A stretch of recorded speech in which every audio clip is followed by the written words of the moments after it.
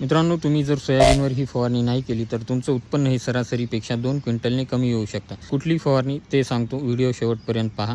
मित्रांनो, मी असं का म्हणतोय, कारण की आपण जो मागच्या 4-5 वर्षात सोयाबीनवर येणाऱ्या रोगाचा पॅटर्न पाहत आहोत. जसं की शेंगा भरण्याच्या वेळेस आपलं सोयाबीन हे अचानक पिवळं पडून मरत आहे आणि लवकर काढणीस तयार होत आहे. काही शेतकरी असं सुद्धा म्हणत आहेत की अचानक त्यांचा प्लॉट हा खळखळ बसत चालला आहे आणि लवकर काढणीस तयार व्हायला आहे. हा जो पॅटर्न आहे ना, हा गेली 4-5 वर्ष आपल्या सोयाबीनमध्ये दिसत आहे. पण कुठलंही कृषी विद्यापीठ हा एक्झॅक्टली कोणता रोग आहे आणि यावर एक्झॅक्टली कोणतं औषध काम करते हे अजूनही सांगायला तयार नाहीत. जे ते ज्याच्या त्याच्या परीनं जसं जमल तसं त्यावर उपाय सांगत आहेत आणि त्या रोगाचं निदान करत आहे. कोणी त्याला चारकोल रॉट म्हणते, कोणी रूट रॉट म्हणते, कोणी RAB म्हणते, कोणी येलो मोझॅकच म्हणत आहे. पण आता जी मी तुम्हाला फवारणी सांगत आहे ना, ती ह्या असल्या रोगांपासून बऱ्यापैकी आपल्याला संरक्षण देऊन आपल्याला जो सरासरीचा टप्पा आहे सोयाबीनमध्ये तो गाठण्यास मदत करू शकते.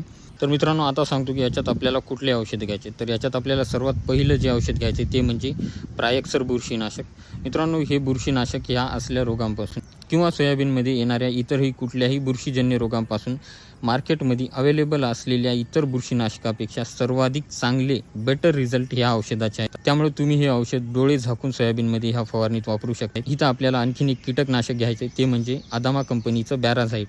अतिशय सुंदर रिझल्ट आहेत या कीटकनाशकाचे. याच्यात 2 घटक असतात, एक इमामेक्टिन बेन्झोएट आणि दुसरं नोवालुरान. आता हे नोवालुरान जे आहे ना, ते जे अंडे असतात अळींचे त्याची हॅचिंगसुद्धा थांबवतं. त्यामुळं आपल्याला ह्या कीटकनाशकापासून जवळपास 15 ते 20 दिवसापर्यंत चांगलं सोयाबीनमध्ये संरक्षण मिळतं. ह्यानंतर आपल्याला मित्रांनो एक टॉनिक घ्यायचं आहे. इथं मी तुम्हाला 2 ऑप्शन सांगतो, त्यापैकी तुम्ही कुठलंही एक घेऊ शकता.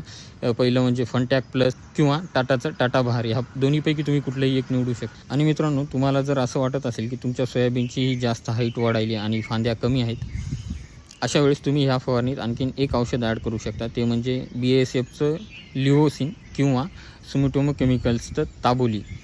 या दोन्हीपैकी तुम्ही कुठलंही एक औषध त्याच्यात ॲड करू शकता. जर तुम्हाला वाढ अतिरिक्त वाटत असेल तर हे वाढ थांबून तुम्हाला झाड हे जास्त फांद्या काढण्यास मदत करू शकतं. तर मित्रांनो, आता सांगतो की तुम्हाला ही फवारणी नेमकी कधी करायची. ज्यावेळेस आपलं सोयाबीन हे 40 ते 45 दिवसात होतं तेव्हाही आपण फवारणी करायची, किंवा आपल्याला आपल्या सोयाबीनमध्ये नेमकं फुलधारणा झालेली पाहायला मिळते त्यावेळेस आपण ही फवारणी करा. अतिशय सुंदर रिझल्ट मिळतील. तुम्हाला सरासरीपेक्षा 1 किंवा 2 क्विंटल अधिक उत्पन्न मिळण्यास ही फवारणी मदत करू शकते. आणि तुम्ही जर मित्रांनो पेजवर नवीन असाल आणि माहिती आवडली असल्यास पेजला फॉलो आणि व्हिडिओला लाईक करायला मात्र अजिबात विसरू नका. धन्यवाद.